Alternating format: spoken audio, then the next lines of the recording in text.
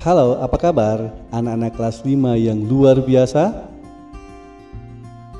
Masih bersama saya, Bapak Ujang Herman. Hari ini Bapak akan menjelaskan tentang pembelajaran tematik, yaitu tema 2, subtema 2, pembelajaran 5. Jika kalian sudah siap, persiapkan buku tematik tema 2. Dan sebelum melakukan pembelajaran, marilah kita berdoa menurut agama dan kepercayaan masing-masing.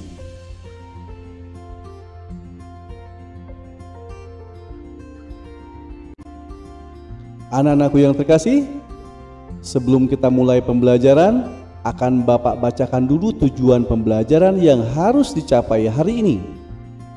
Yang pertama, dengan menyimak penjelasan guru dan membaca teks, siswa mampu mengidentifikasi berbagai penyakit yang berhubungan dengan organ pernafasan pada manusia. Yang kedua, dengan membaca teks dalam buku, siswa dapat menjelaskan informasi terkait pertanyaan apa, siapa, di mana, mengapa, dan bagaimana. Yang ketiga, dengan memperhatikan gambar, video tari, atau bimbingan guru, siswa dapat berlatih gerakan tari daerah menggunakan proverti.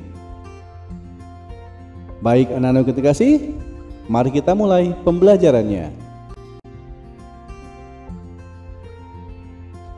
Pada saat lomba, Dani merasa sesak napas.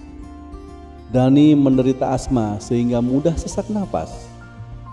Untunglah Dani selalu membawa botol spray untuk melegakan pernafasannya. Asma merupakan salah satu penyakit yang menyerang organ pernafasan. Adakah penyakit lain yang menyerang organ pernafasan? Untuk itu, marilah kita bahas penyakit pada sistem pernafasan. Organ pernapasan manusia terdiri atas hidung, tenggorokan, dan paru-paru. Setiap organ tersebut dapat mengalami gangguan akibat kuman penyakit yang berasal dari lingkungan atau kebiasaan hidup yang tak sehat.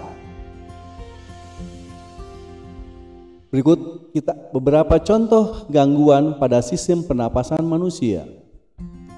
Yang pertama adalah emfisema. Apa itu emfisema?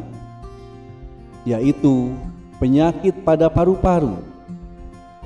Paru-paru mengalami pembengkakan karena pembuluh darah pada paru-paru kemasukan udara. Yang kedua, asma. Asma merupakan kelainan penyumbatan saluran pernapasan yang disebabkan oleh alergi debu, bulu, atau perubahan cuaca. Kelainan ini dapat diturunkan dan dapat kambuh jika suhu lingkungan cukup rendah atau dalam keadaan dingin. Yang ketiga adalah kanker paru-paru. Penyakit ini merupakan salah satu penyakit yang paling berbahaya. Sel-sel kanker pada paru-paru terus tumbuh tidak terkendali. Penyakit ini lama-kelamaan dapat menyerang seluruh tubuh. Salah satu pemicu kanker paru-paru adalah kebiasaan merokok. Yang keempat, tuberkulosis atau kita kenal dengan penyakit TBC, yaitu penyakit paru-paru yang disebabkan oleh Mycobacterium tuberculosis. Bakteri tersebut menimbulkan bintil-bintil pada dinding alveolus. Jika penyakit ini menyerang dan dibiarkan semakin luas, dapat menyebabkan sel-sel pada paru-paru mati. Akibatnya, paru-paru akan menguncup atau mengecil. Hal tersebut menyebabkan para penderita TBC napasnya sering terengah-engah. Yang kelima, penyakit yang menyerang pernafasan manusia yaitu bronkitis. Apa itu bronkitis? Bronkitis merupakan gangguan pada cabang batang tenggorokan akibat infeksi. Gejalanya adalah penderita mengalami demam dengan menghasilkan lendir yang menyumbat batang tenggorokan. Akibatnya, penderita mengalami sesak nafas. Yang keenam, influenza atau yang kita kenal dengan flu, yaitu penyakit yang disebabkan oleh virus influenza. Penyakit ini timbul dengan gejala bersin-bersin, demam, dan pilek. Nah, ini yang sering kita alami ketika cuaca berubah buruk atau dan sebagainya. Kita sering mengalami influenza atau flu. Jangan dianggap remeh, jangan dianggap sepele. Ini harus diobati dan ini berbahaya.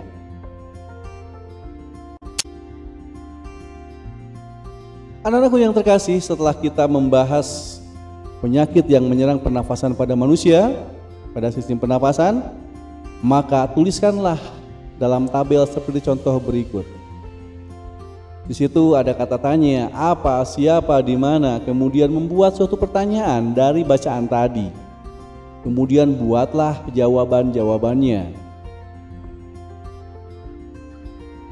Bukan hanya kata tanya apa, siapa, dan di mana, kalian juga kata tanya menggunakan kata bagaimana dan mengapa.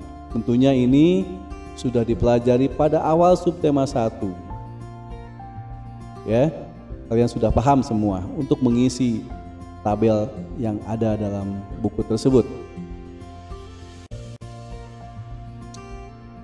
Baik anak-anakku yang terkasih, kebiasaan hidup sehat akan meminimalkan kemungkinan kita terserang penyakit, termasuk penyakit pada sistem pernafasan.